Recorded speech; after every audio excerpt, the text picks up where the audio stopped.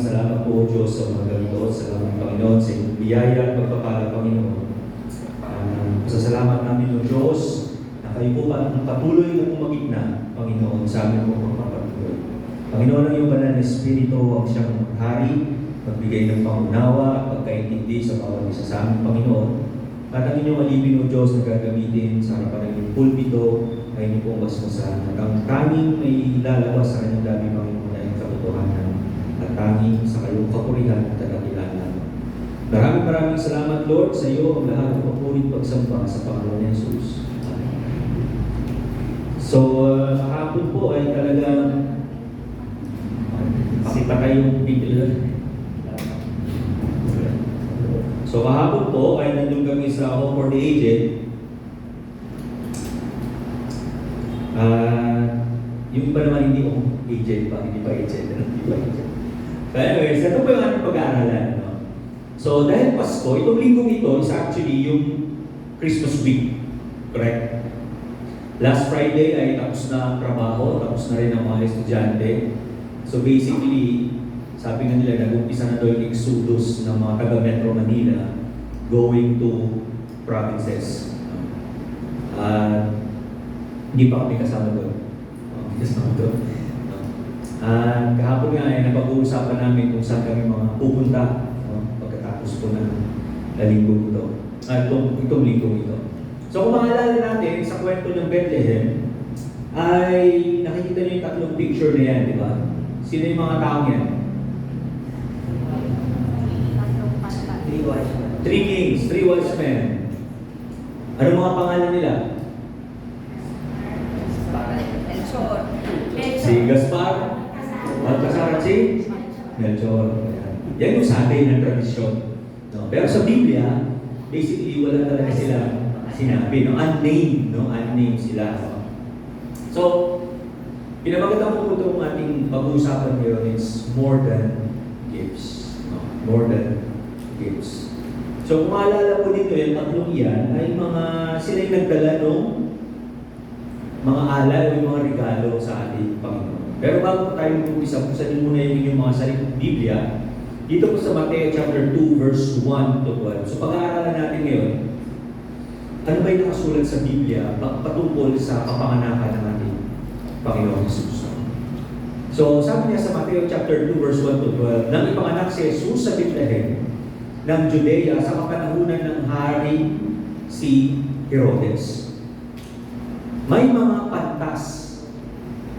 Alright? So, titignan natin, yung definition pala ng tatlong iyon ay hindi mga hari, kundi mga pantas.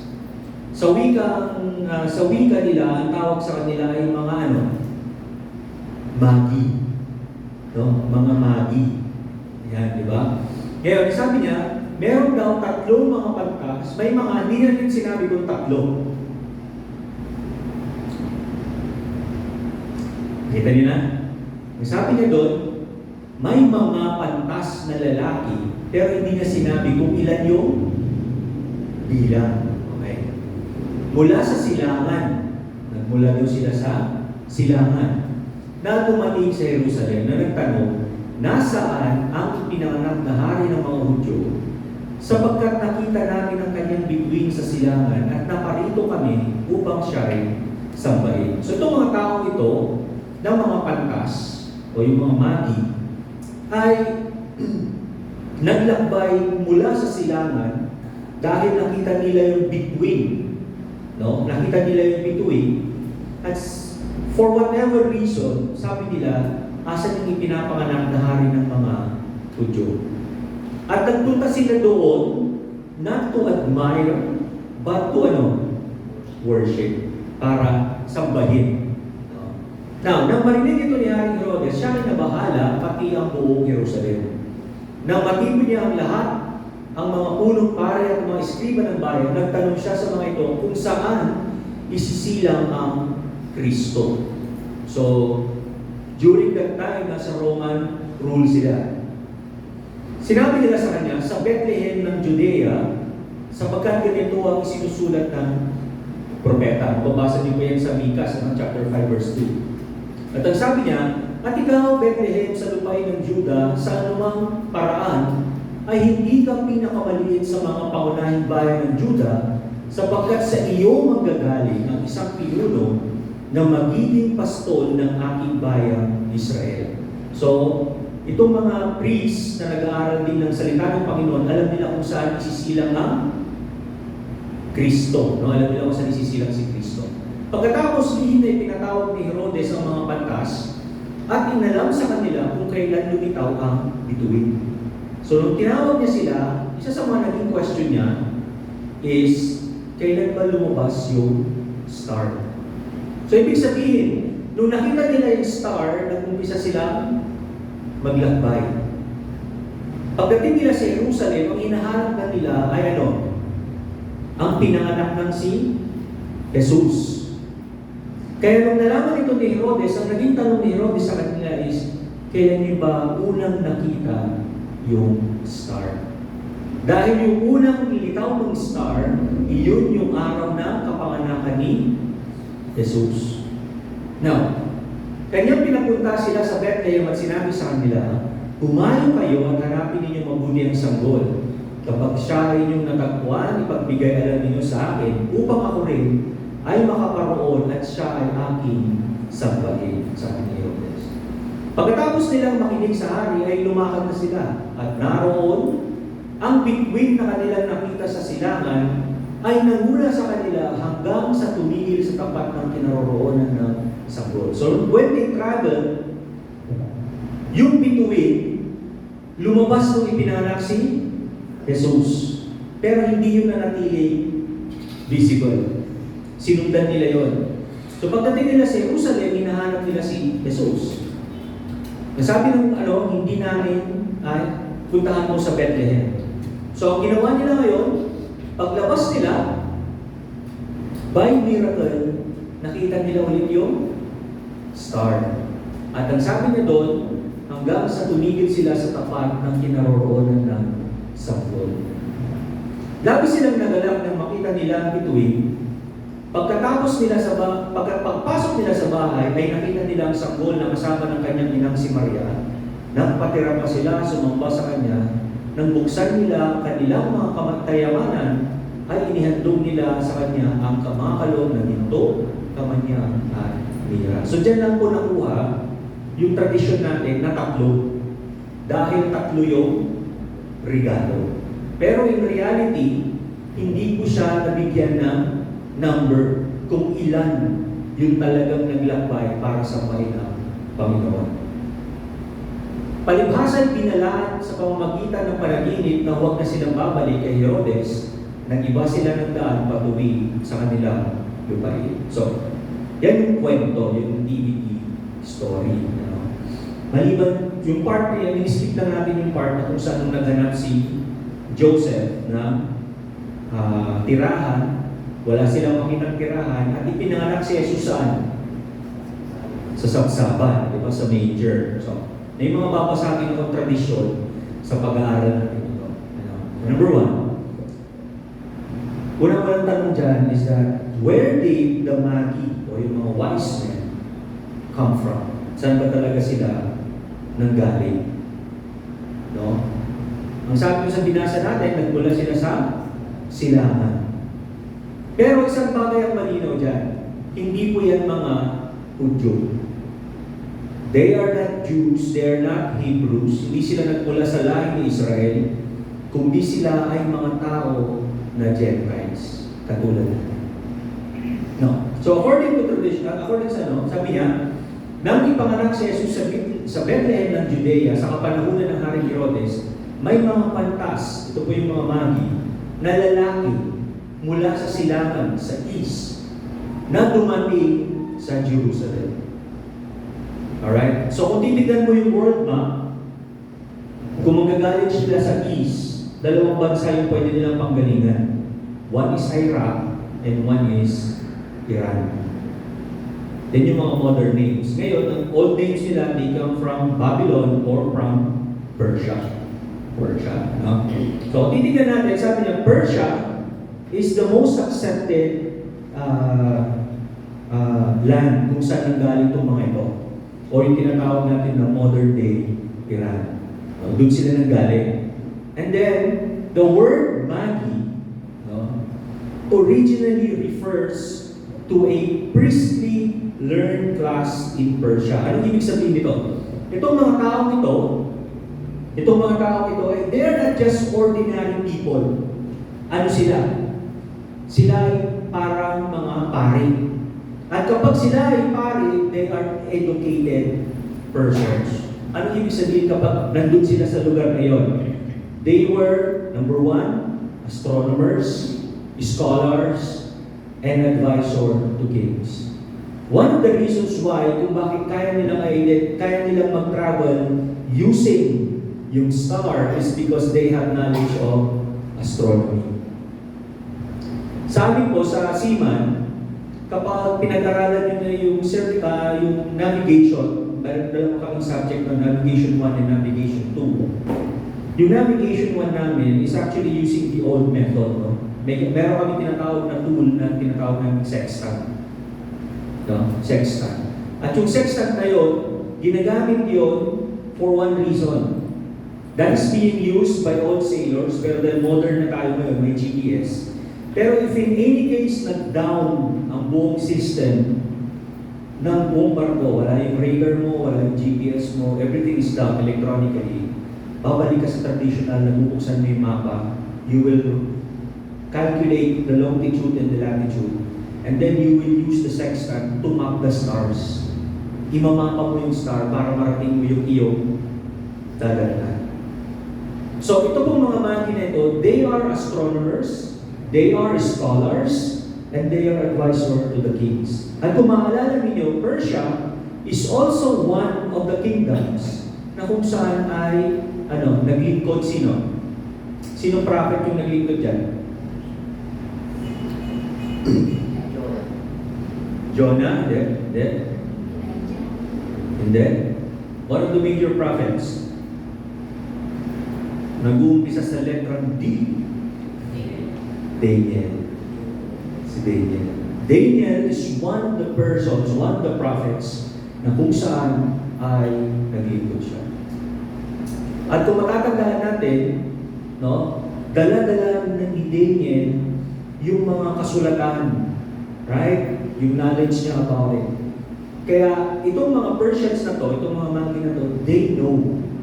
Alam nila yung prophet, yung prophecy regarding the coming king of the Jews. At alam nila na one of the things na makikita nila in the heavenly bodies ay yung star. Kaya kung makikita mo, they have that knowledge at saka alam nila yung kanilang pupuntahan.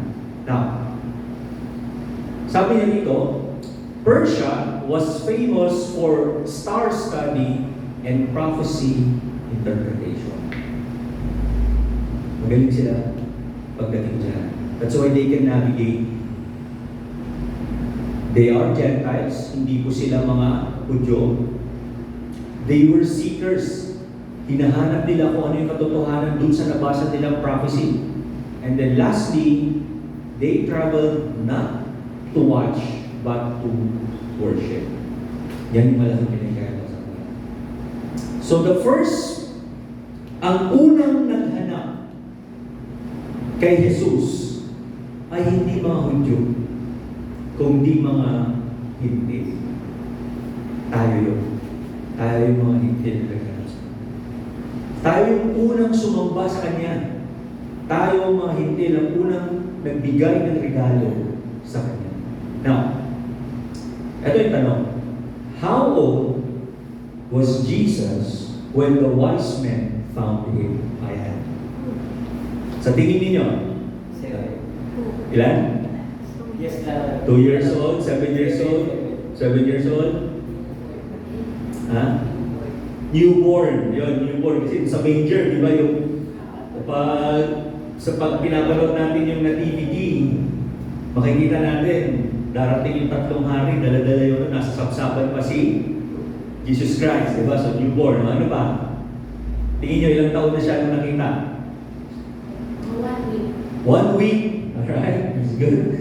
Okay. So, how old was Jesus Christ when the wise men found him. Tandaan natin, ito yung timeline, no? Gusto ko makikita na yung timeline. Yung nativity kasi na nakikita natin, yung popular nativity na nakikita natin, is that ang ginawa nilang sequence doon, is that it happened in a single day.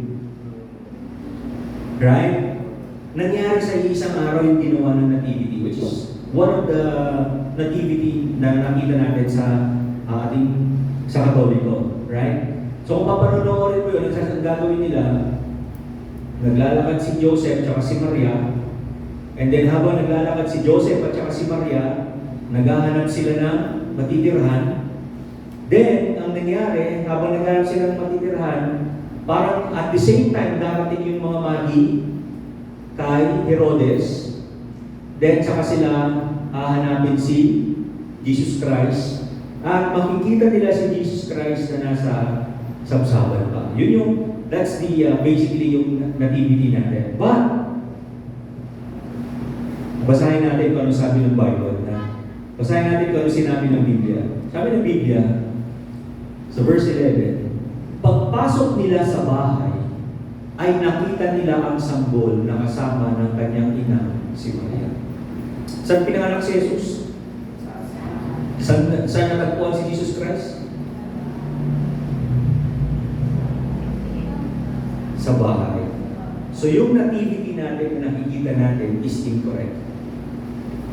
Christ was found by these wise men mahabang panahon na ang lumipas. Dahil pinanganak si Jesus sa sabsaban, pero hindi rin sila mag-i-stay doon. Right? Doon lang inabutan si Maria ng panganganak niya.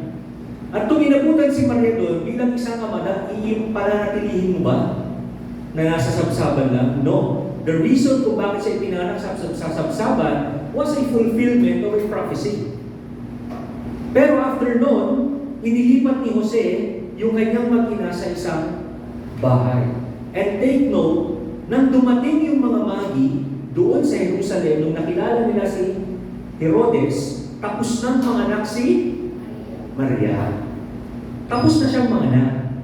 Kaya basically, nung hinanap siya, pinahanap siya ni Herodes at pinuntahan siya ng mga magi, natagpuan na nila si Jesus sa loob ng isang bahay. Nagulat kayo, ano? Bakit gano'n? Sa buong buhay ko, akala ko doon sa sabsaban, doon inalay yung mga regalo. No, it's not. Sabi ng mga scholars, wala silang definite age ni Jesus Christ nung dumating, no? Because they cannot determine the time na nag-depart sila doon sa But one of the accepted explanations, yung age nila, is coming from, sabi dito, is that the magi, sabi niya, found Jesus in a house, not in a manger. So by the time that the magi arrived, the family was already living in a house. So which means, this suggests na time has passed. So titignan natin sa Greek word, at birth, nung nanganak si Maria, ang ginamit na Gregong salita ay brephos, which means infant, yung sanggol. Pero nung dumating yung mga magi, ang ginamit na Greek word is paidion, which means it's a young child or a toddler. Yan na yung kanyang description doon sa Greek text, doon sa original Greek text or manuscript. So ano ibig sabihin nun? So Jesus, sabi niya, 2 years old, it's either between several months old hanggang 2 years old. Nung makita na nila si Jesus Christ. So he's no longer a newborn, but rather it's a child. Malaki-laki na siya. Bakit natin masasabi na malaki-laki na siya? Tingnan natin dun sa chapter 2, Matthew chapter 2 verse 16. Sabi niya, nang malaman ni Herodes na siya ay dinaya ng mga pantas, siya ay labis na nagalit. At ipinag-utos niya, patayin ang lahat ng batang lalaki sa Bethlehem sa karatig po na may gulang na 2 taon pababa.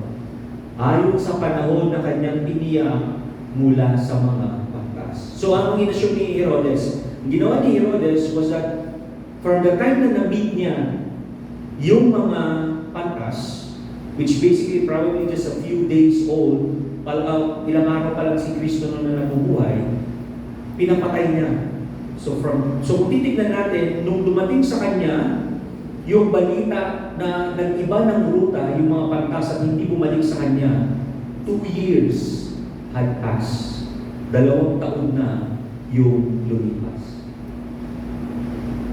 No? Kasi nung walang bullet train, isipin mo yung camel, di ba pag sumakay ka, gano'n sa tatakbo-takbo ka, pero di ba? Hindi siya gano'n kabilis eh. Hindi gano'n yung travel natin doon eh. So kaya, one of their assumptions is that when they meet Christ, nang nakilala nila si Jesus Christ, He is already a toddler or magwa 1 year old na siya. Now, there are 3 gifts that were given, more than gifts. One is we have gold, frankincense, and myrrh. So dyan tayo magpo-focus. No? Unahin natin yung tinatawag natin. So kaya naghanap ako ng image pala. Hinanap ko talaga yung hindi sapsaban eh. Ang hinanap ko talaga is yung bahay. Kasi that has more biblical truth, no? May biblical truth siya compared dun sa ating nativity na kasanalan. No? Now, first one is gold. Gold. Sino dito ang Sino dito ang maraming alahas? Wala kayong mga alahas. Meron akong fake gold. Hindi siya real gold, kundi fake gold. No. Alam niyo po yung gold is the most precious stone on earth. Most precious stone on earth.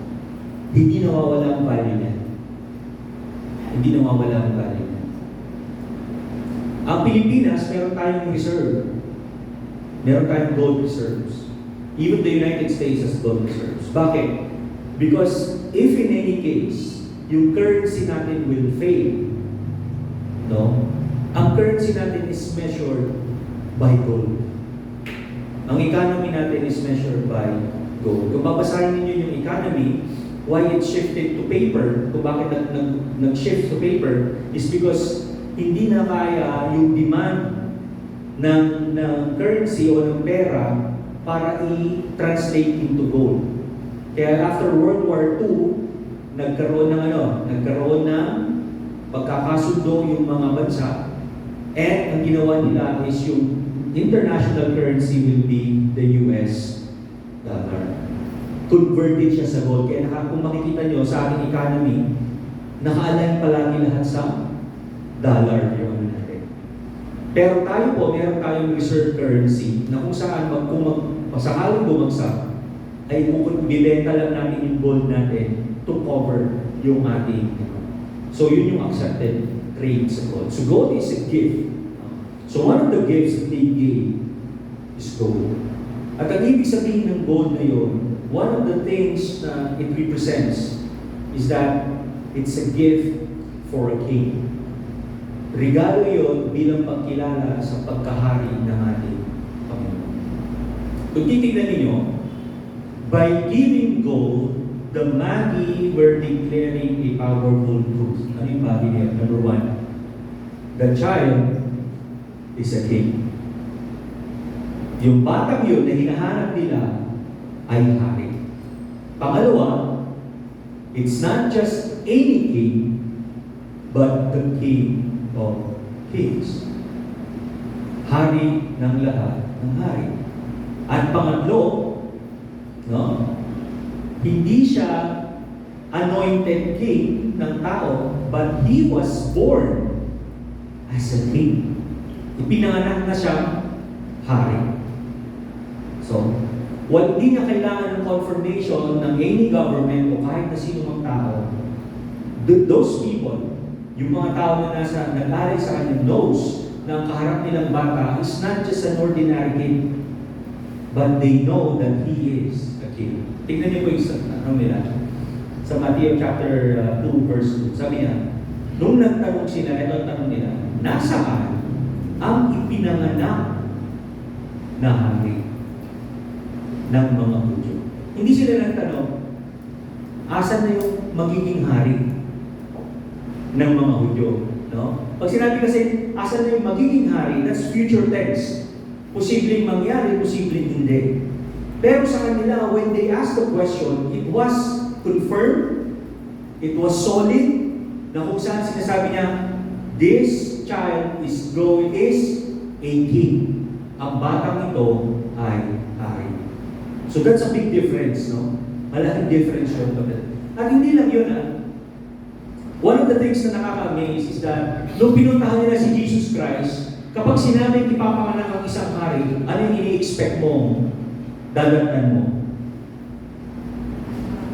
Halimbawa, sabihin natin, sino bang may mga hari ngayon? Sila sa England. No? And then sabi ng ni Queen Elizabeth, patay na pala siya. Kung sino man yung hari nila ngayon. No? At sasabihin ng hari, mga anak, may ipapanganak yung aking crown prince. Ano yung ini-expect mo? Di ba? Ini-expect mo na kapag pinuntahan mo, nasa maayos na lugar, maganda sa lahat ng bagay, maraming servants, marami na. Pero itong mga magi na to, when they came, nakita nila si Jesus Christ in a small house. In a very small house. Pero hindi nagbago yung pagtingin nila doon sa bata. At nung tinignan pa rin nila itong batang ito, they don't see kung ano yung kakulangan niya, but they know na yung batang iyon is a king, hari. Hindi siya magiging hari, kundi siya ang hari. Now, the gold represents what we value the most. Right? Alam po ninyo, kapag meron kayong gold, magandang investment yan. Magandang investment yan. Sa panahon ng kagipitan, meron si Louis. Pwede mo isang lang o sisipuan na Louis. Tama naman yun. Totoo naman yun, di ba? Sa pag nag-abroad ka, alam mo pag nag-abroad ka, one of the things mapapansin mo sa mga Pilipino is that they are collecting golds. Right? Kukolekta sila ng mga ginto, nakapal ng mga ganito, uuwi sila rito, nakatago lang yun eh. Hindi naman nila sinusuot eh. Di ba? Maliban na lang kung gusto talaga nila matukutan, nilalagay nila. Pero, tinatago lang yun. What's their mindset? Ang mindset mo doon is, that's an investment. Kasi kung nabili ko dati ng 1,000, sabihin natin, 1,000 na pera doon sa Middle East, pagdating mo dito sa Pilipinas, in a certain number of years, yung 1,000 mo na yun, kasi sabihin natin, 10,000 yung worth nun, in Philippine peso, in the next 10 years, pag isinanlang mo yun, that's already doubling. Kasi tumataas yung value na gold. No? Depende sa So gold represents what we value the most. Second is that the gold reminds us that Jesus is sovereign, worthy, and supreme. And then Jesus rules by truth, righteousness, and love. Bakit? Ano yung sabi ng Panginoon? Yung sa slide natin kapag giving, ano yung nakasulat doon? Kapag giving, may nakasulat doon eh. Where your treasure is, yun. Kung nasa ng iyong kayamanan, nandun ang iyong puso. So, gold represents what we value the most. So the big question now is ito. Do you believe that Jesus is King? The question is not about if you believe Jesus is King. But the real question is He the King over your life? Yun ang malaking tanong. Kasi lahat tayo, maniniwala tayo sa Jesus ang hari. Pero ang malaking tanong doon is, hinahayaan ba natin na si Jesus ang maghari sa atin? Right? That's a solid question na dapat sagutin ng bawat isa sa atin. Now, let's go with the second. Oh, nag-go din talaga. So, what the God is asking us is, who reigns on the throne of your heart? Sino ba yung naghahari sa puso? Sino yung naghahari sa puso? Siguro pag tatanungin ko kayo, sasabihin nyo, si Jesus Christ. Sino bang naghahari sa inyo ngayon? Pastor, medyo di ko ano eh. Hindi ko sigurado. Siguro, hindi ako sure. Kailangan sure po tayo. No? We are to be 100% sure na talagang yung puso natin is being reigned by Christ. Number 2, yung frankincense. Frankincense is a gift representing that Christ is the priest. Hindi lang siya basta-basta pare, kundi siya yung pinakadakilang saserdote sa lahat ng saserdote. Frankincense represents worship and priesthood. Now, saan ginagamit ang frankincense na to? In worship, it's used during prayer, incenso, and in sacrifices. Mababasa niyo yan sa Leviticus chapter 24, verse 7. So during the time, makikita ninyo may mga nag-i-incenso. Sino dito yung nag-i-incenso? Wala na, no? Wala na nag-i-incenso. Kasi, ano na eh, di na uso. Pero during the time of the temple, no, ang incenso is a part of their worship. At ang gumagawa niyan ay yung high priest. Ginagamit nila yan specifically kasi mabango yung amoy. Now, sabi niya dito, by giving frankincense, the wise men were declaring, number 1, the child is divine. The second, the child is the high priest. And then frankincense points to the idea of Christ. Yung incenso po kasi, sige, sino dito nakakaalam kung ano gamit ang incenso? Pampalayas na sa mga espiritu. Ano ba?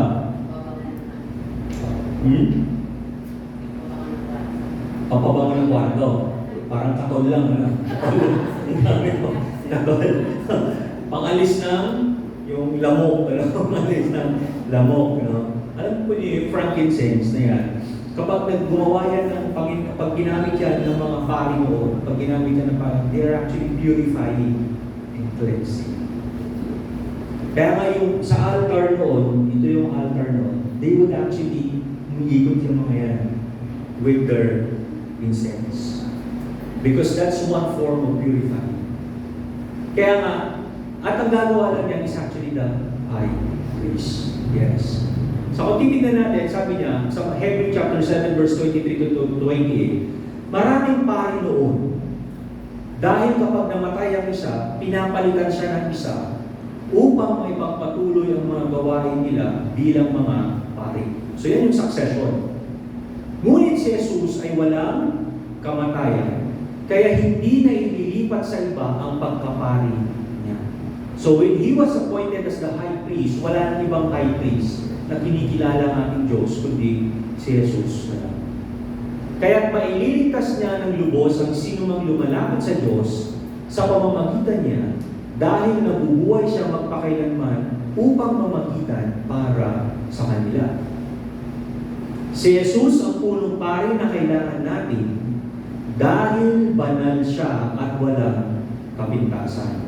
Walang kasalanan, hiwalay sa mga makasalanan, at itinaas ng higit pa sa kalangitan. So that's the deity of Christ, deity of Christ. Hindi siya katulad ng ibang punong pari na kailangang maghandog araw-araw para sa kasalanan niya. So sa temple worship, ang unang-unang magbibigay ng sin offering ay yung high priest. Pagkatapos niya magbigay ng sin offering, sabi niya, para naman, susunod naman niya yung para naman sa kasalanan ng mga tao. So on this particular area, sabi ng sumulat ng Hebreo, si Jesus ay minsan lamang naghandog para sa lahat nang niyalay niya ang kanyang sarili.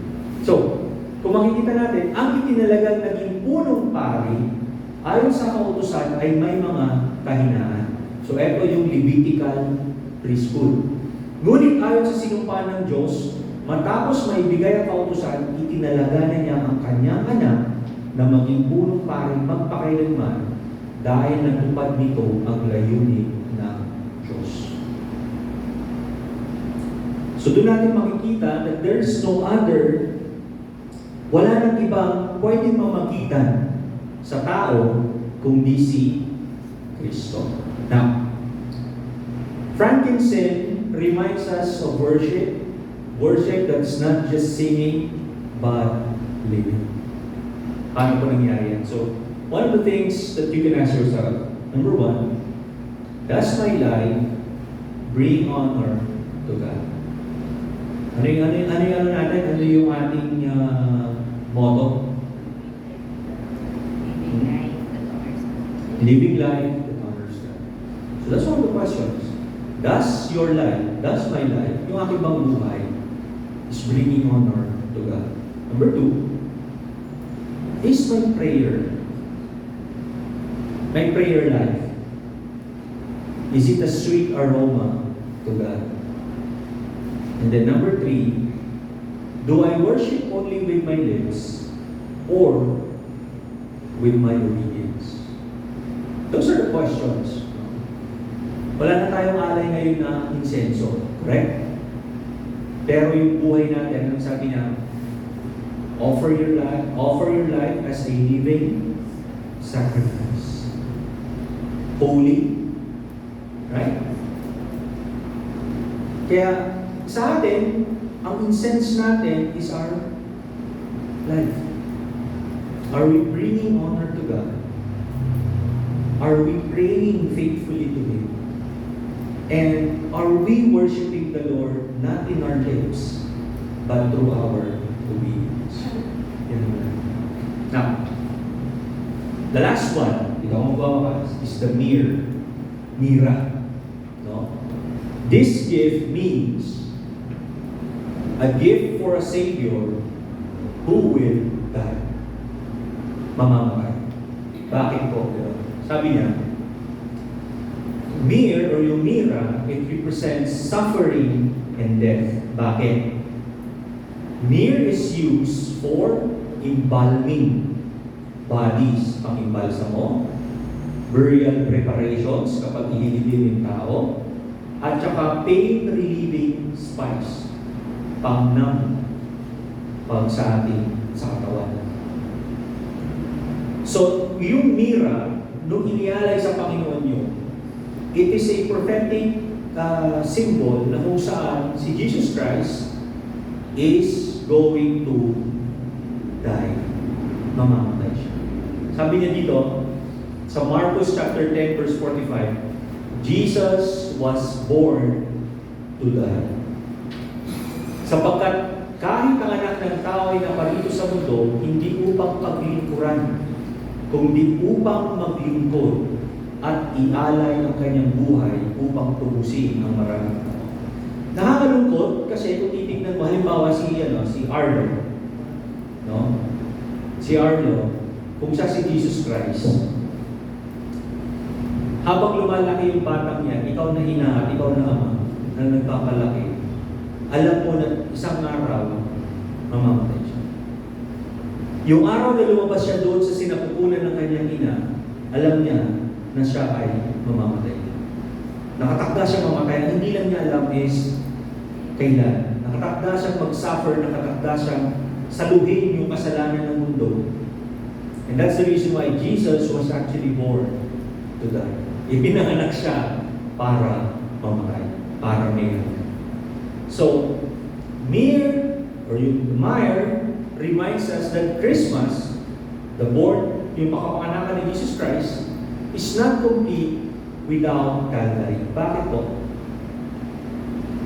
Bakit sa tingin ninyo, ang pinakamahalaga is yung pagkamatay ni Kristo kaysa yung kanyang kaysa yung kanyang kapanganakan? Bakit?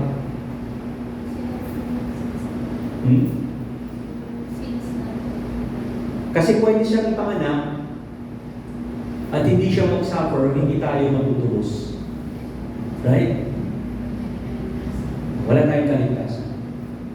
Pero, yung kanyang kamatayan sa krus ng Kalbaryo, yun yung nag-seal. Yun yung nag-seal sa atin na natupad ng Diyos yung redemption ng bawat isa. So again, the child was born for sacrifice.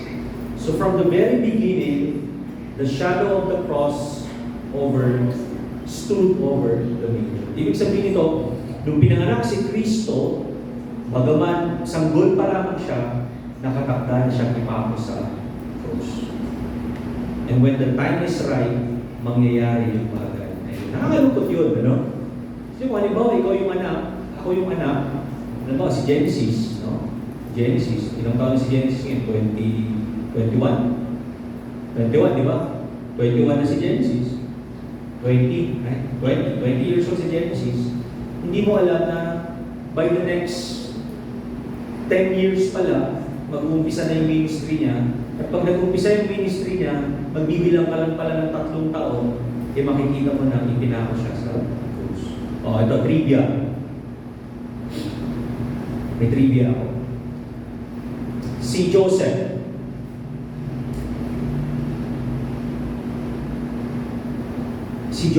yung tatay. Yung tatay.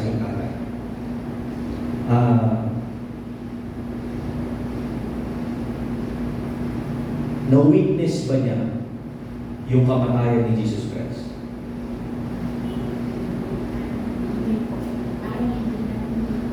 Na-witness ba niya? Sa tingin niyo? Hindi? Bakit hindi?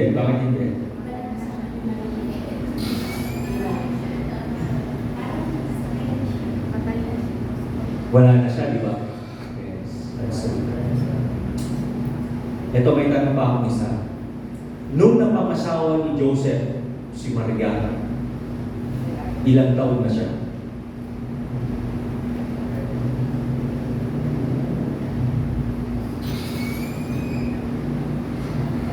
Balik na rin ko yung tanong. Ilang taon ba si Maria nung napangasawa niya si Joseph?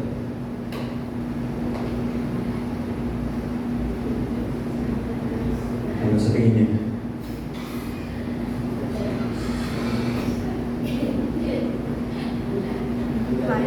Ha?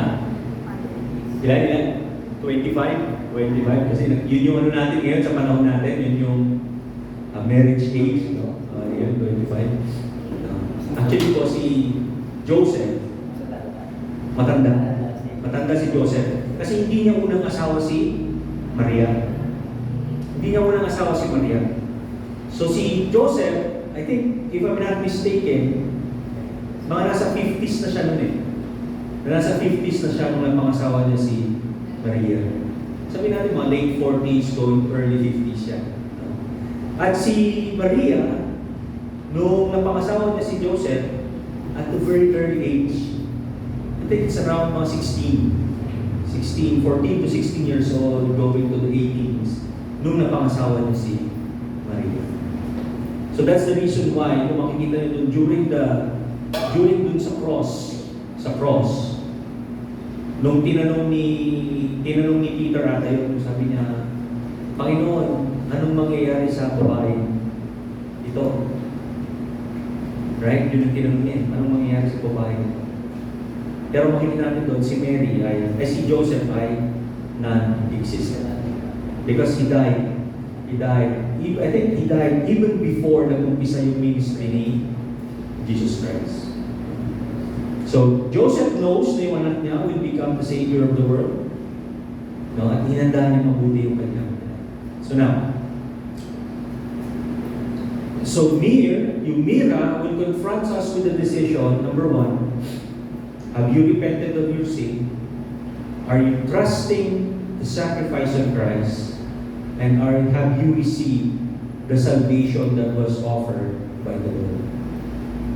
So, ang pinakamalaking tanong doon is that, will you accept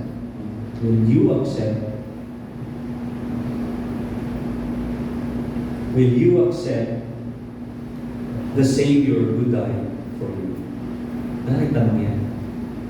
Kasi alam niyo sa totoo lang, ang Christmas ngayon is komersyo. Di ba? commercial, commercial ng Christmas ngayon. Hindi na nila nakikita yung value kung ano talaga yung nais pahiwatig ng Christmas. And one of the reasons kaya sabi ko, why can't I just preach about the gifts? Yung mga regalo. So, the three gifts tell our magnificent and powerful story. Three things. Gold declares the kingship of God, of Christ. Frankincense declares His deity and priesthood. And then myrrh declares His death and sacrifice. Hindi lang po yun basta dahil yun lang yung nabigbit ng tatlo o ng mga magi. It has a significant meaning, significant symbol, fulfilling the prophecies of the Old. Kaya kung tinitingnan natin, sabi natin, oh, gold, oy, frankincense, incenso, oy, myrrh. Minsan iniisip natin, simple lang. Tandaan po natin naman, pag sa panahon ng pagkabuhay, yung pangalan ko ay hindi ko na magiging pangalan. Magkakaroon ako ng panibagong pangalan. At yung pangalan na yun, kung makikita natin sa Hebrew, yung mga nagpapangalan sa kanila, hindi lang sila basta pumili ng pangalan dahil maganda yung tunog o dahil isang bagay na popular. When they put a name, merong prophetic value yun eh. May prophecy na sinasabi doon sa pangalan niya. No? So kung halimbawa, yung pinangalan kay Jesus Christ is Emmanuel, anong ibig sabihin nun? God with us. Ang Diyos ay sumasa atin o nasa sa atin. So there is a meaning on each name. Kaya each things na nakasulat sa Bible, especially yung mga bagay, things that represent something, it has its own meaning. Meron siyang ibig sabihin o kahulugan. The only thing that differs is that kung makikita natin yung kahulugan. So, dito ako magbawa sa John 3:16. Paborito nating verse. Diba? Sabi niya, ganito na lamang, ganito kamahal ng Diyos ang sanlibutan. Ibinigay niya ang kanyang kaisa-isang anak upang ang sino mang sumampalataya sa kanya ay hindi mapahamak kundi magkaroon ng buhay na wala. That's a very powerful verse. Sabi nga nung pag nagsusol meaning, anong verse ang gamit mo? For the longest period of time, yan lang ang gamit ko yung John 3:16. Wala na akong ibang additional verse na ginagamit. Kapag nagsusurvey. Wala na akong ibang mini-memorize, wala na akong ibang inaano, kundi yung John 3:16. Bakit? Kasi nakapaloob na lahat ko. Nakapaloob na lahat. So ngayon ito ang tanong. These three people, sabi natin tatlo na, tatlong ito. When they seek the Lord, nung hinanap nila ang Panginoon, it was not because they were looking, kundi kinalaga ng Panginoon na mangyari. Bakit? Pinakita ng Diyos yung plano niya. Ano yung plano niya? That salvation will also be given to the Gentiles. Yung kaligtasan ay hindi lamang sa mga Hudyo, kundi maging sa mga Hindyo. We became the first worshiper of Jesus Christ. Tayo yung mga naunang nag-worship, nagbigay ng regalo sa Kanya. And for that reason, God has given us the gift of salvation. So sa susunod siguro, pag tinanong kayo muli, o anong ibig sabihin ng tatlo, sasagot niyo na. Pag sinabi na, yung tatlong hari, hindi hari yan. Makipag-away ha. Makipagtalo kayo. Sabihin, hindi hari yung mga yan. Ano yan eh? Diba? Paano nangyaring hari? No? Ewan, paano ba naging hari yun? Alam mo nung bata ako sa Methodist, yung parang sila may simbang gabi. So yung 24th day, meron kaming worship ng gabi, Sunday service ng gabi. Starts at 8 o'clock. Ngayon, throughout sa bakasyon namin ng elementary, sa amin ng elementary ako, kailan ako nila Art. ay gumagawa kami ng yung stage play na kung saan ipinapakita namin yung nativity, yung nangyari sa nativity. Ako noon, palagi ako, kung hindi ako si Joseph, ako si isa sa mga hari. Ayan, isa sa mga hari. Ang pinakapaborito naming role noon is yung kami yung tumatanggi doon sa kay Joseph tsaka kay Mary. Di ba pag tumatok sila gano'n, lalakad sila ulit. Maganda kasi malaki yung church mahaba. So mag-uumpisa kami sa taas. Tapos meron kami yung roof deck sa taas nun eh. So meron spotlight yun, naka-spotlight si Maria tsaka si Joseph habang umiikot kami. So, sabi ko habang pag pinapanood namin yun, hanggang sa matapos yun, yun yung final stage namin. Then, pagkatapos na kami kakanta, kami mga bata, marami yung mga bata, part of the choir. At doon ko napansin na bakit nga ba hari ang tawag doon sa tatlo? No? Bakit pa? Saan napunta yung hari? Saan nakuha yung hari? Yung malaking tanong. At saka paano nakuha yung tatlo? Which is, we all know dahil tatlo yung regalo. And we don't even know the amount eh. Tama? Hindi natin alam kung gaano karami yung dala nila. But most likely, hindi marami. Why? Kasi they are traveling. So ito ang malaking tanong is that binigyan ng Panginoon yung gift niya sa humankind. Ang tanong natin is paano naman natin pahahalagahan yung regalong iyon na pinigay sa atin ng Panginoon. Di ba? Paano ba natin pinapakita yung regalo na iyon na ipinagkaloob ng Diyos sa bawat isa sa atin at paano natin ito isa. Sa susunod po taon, kapag nagkaroon rin ng Bible quiz, Bible quiz natin. Di ba? Nakaraan, nung last nagkaroon tayo ng Bible quiz. Isa na yan sa mga itatanong ko. Isa yan sa mga itatanong ko. Bakit itatanong? Kasi na-discuss ko na eh. So balikan nyo na lang sa YouTube. Kung mag-post sa YouTube, balikan na ako. Papas ko, balikan ko sa post. May tanong tungkol dun sa tatlong mga team para sigurado. So sana po may natutunan tayo.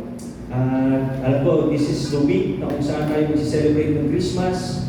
Nawa ay maging masagana ang inyong mga Pasko. Maraming salamat.